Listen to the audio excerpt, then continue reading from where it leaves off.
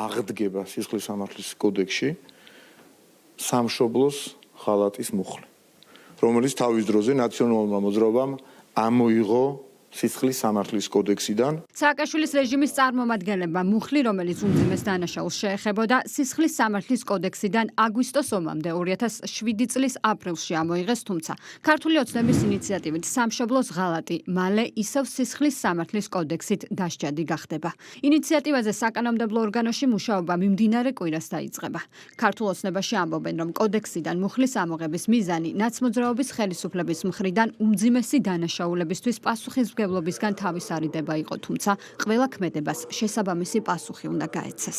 ეს არის ყველაზე მძიმე დანაშაულები, სახელმწიფოს წინააღმდეგ მიმართული დანაშაულები და სამშობლოს ღალატს უნდა ერქვას სამშობლოს ღალატი და არა რაღაც სხვა ისეთი ტექნიკური დასახელებები. ზუსტად ეს უნდათ მაშინო გაექროთ, რომ მისი სიმძიმე დანაშაულისა მნიშვნელობა და ასევე საზოგადოების მხრიდან ამ დანაშაულის გაკიცხვის ასე ვთქვათ მნიშვნელობა, სიმძიმე თუ მასშტაბი შეემცირებინათ და გაეყვანათ რაღაც ტექნიკურ დანაშაულის დონემდე. იყო მთელი კასკადი ღალატისა, რომელმაც ჩვენი ქვეყანა უმძიმეს მდგომარეობაში ჩააგდო, მისცა საშუალება ოკუპანტს ქვეყნის ტერიტორიების 20% მიესაკუთრებინა.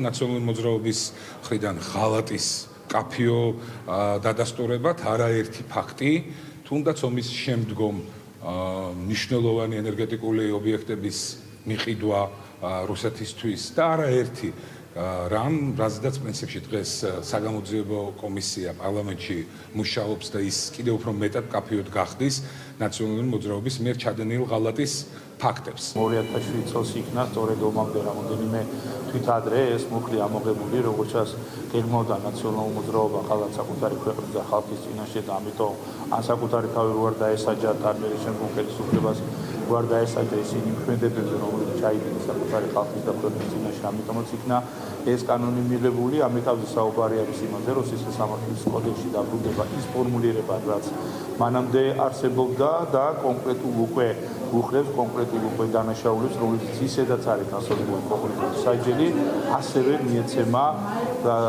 ღალატის შეფასება. ტერიტორიების დათმობა, სტრატეგიული ობიექტების რუსეთისთვის მიყიდვა, მოღალატეობრივ რეზოლუციებზე ხელმოწერა, ხალხის ძალაში წინა ხელისუფლების არაერთ მოღალატეობრივ ქმედებებზე მიუთითებენ, რომლებმაც საქართველო უმძიმეს მდგომარეობაში ჩააგდო. 4-5 წლის განმავლობაში, მანამ სანამ ომის შემდგომ ისევ რჩებოდა ხელისუფლებაში ნაცმოძრაობა, არათუ არაფერი არ გაკეთებულა რუსეთთან საერთაშორისო დავის მოსაგებად, არამედ პირიქით რუსეთის სახელმწიფო საწარმოებს გადასცეს ომის შემდგომ სტრატეგიული ობიექტები. დიდი პატივით ხვდებოდნენ აქ რუს ბიზნესმენებს და ასე შემდგომ და ასე შემდგომ. ამიტომ ნებისმიერი პირი უნდა დაფიქრდეს იმაზე, რომ არსებობს ასეთი მუხლი, ასაც ქვია სამშობლოს ღალატი, რომ მან ასეთ ნაბიჯზე არც კი უნდა იფიქროს. სახელისუფლებო პარტიაში უახლოეს წარსულზე დაყრდნობით ღალატის არაერთ ფაქტზეც მიუთითებენ. ქართულ ოცნებაში ამბობენ, რომ ბოლო წლების განმავლობაშიც გარე დავალებებით მოქმედმა კონკრეტულმა პირებმაც ქვეყნის წინაშე არაერთი დანაშაული ჩაიდინეს, რასაც შესაბამისი სახელი უნდა დაერქვას. ჩვენ სამწუხაროდ ბოლო თვეების წლების განმავლობაში ვიხილეთ კონკრეტული დაჯგუფებები, კონკრეტული ადამიანები, რომლებიც აშკარად ატარებდნენ უცხო ქვეყნის ინტერესებს, აშკარად ატარებდნენ გარედან მიღებულ დავალებებს, ახორციელებდნენ და დადგავდნენ კონკრეტულ ნაბიჯებს, რომელიც რითი იყო გაჯერებული სიძულვილით, ბოროტებით, საზოგადოების გახლეჩვით.